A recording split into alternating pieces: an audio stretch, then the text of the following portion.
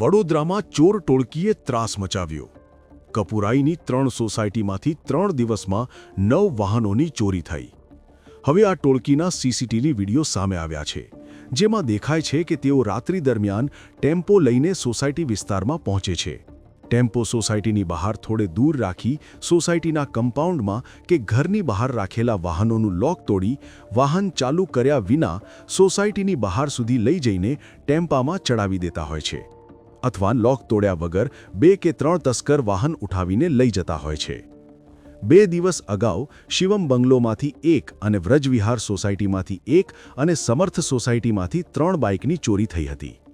આ વિડીયો જોઈને લોકોએ સવાલ ઉઠાવ્યો હતો કે શું પોલીસ રાત્રે પહેરો નથી ભરતી? નાઇટ પેટ્રોલિંગ કે પીસીઆર વાન શું કરતી હોય છે? આ ચોર આટલી બેફિકરાઈથી ચોરી કેવી રીતે કરી જાય છે?